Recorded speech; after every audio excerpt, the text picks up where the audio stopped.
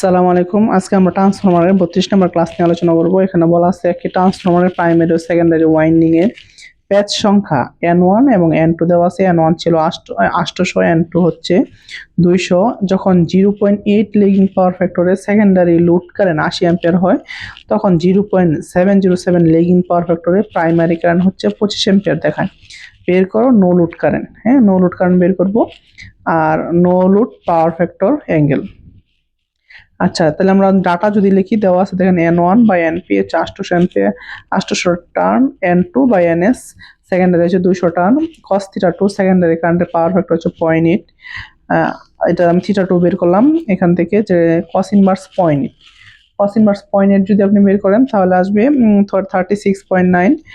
আর cos θ1 এটা হচ্ছে primary current হচ্ছে পাওয়ার ফ্যাক্টর হচ্ছে 0.707। θ1টা বের করলাম এখানে 45 ডিগ্রি।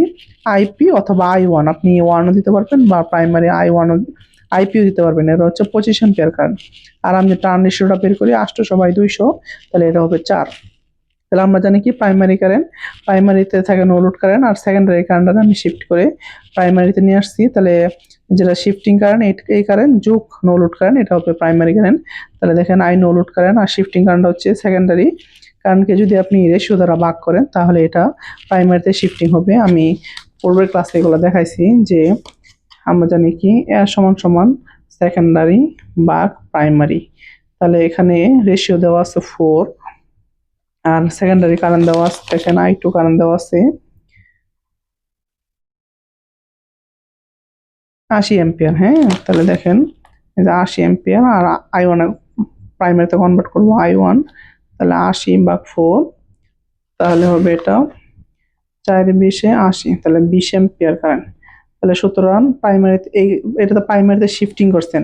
তাহলে আমি যেহেতু প্রাইমারিতে আমার আরেকটা কারেন্টের নাম দিচ্ছি আমি I1, এই জন্য আমি এটা দেখাইছি যে প্রাইমারিতে কনভার্ট করলে এই কারেন্টটা হয়। তাহলে আমি এই কারেন্টের নাম দিলাম I2 প্রাইম, মানে সেকেন্ডারি কারেন্টকে 2 দ্বারা যখন আপনি এরকম ডিনোট করবেন তাহলে বুঝবেন যে সেকেন্ডারি কারেন্টকে শিফটিং করা হয়েছে। তাহলে 20 অ্যাম্পিয়ার, আর এটার জন্য আপনার পাওয়ার ফ্যাক্টর আছে 36.9।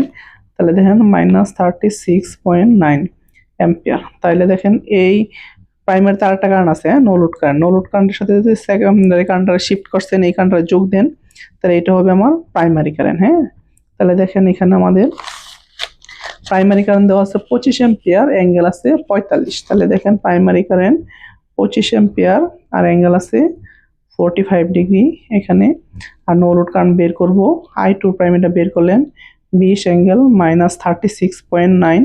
তাহলে এখান থেকে যদি এইখান থেকে এটা বাদ দেন তাহলে নো লোড কারেন্টের মান বের হবে যে 5.92, আর অ্যাঙ্গেল হবে -73.565 অ্যাম্পিয়ার। তাহলে এটা হচ্ছে আমার নো লোড কারেন্ট হচ্ছে এটা, আর অ্যাঙ্গেল হচ্ছে এটা। আপনি যদি নো লোডের পাওয়ার ফ্যাক্টর বের করেন নো লোড কারেন্টের cos θ0 cos, তাহলে এটা হবে মাইনাস থিটা কত -73.565। এটা যদি বের করেন এখান দেন 0.2829, তাহলে 0.2829, এগুলো সব কারণ হচ্ছে লেগিং। তাহলে এটা হচ্ছে আপনার, এটা হচ্ছে কি আনসার। ধন্যবাদ সবাইকে, সালাম আলাইকুম।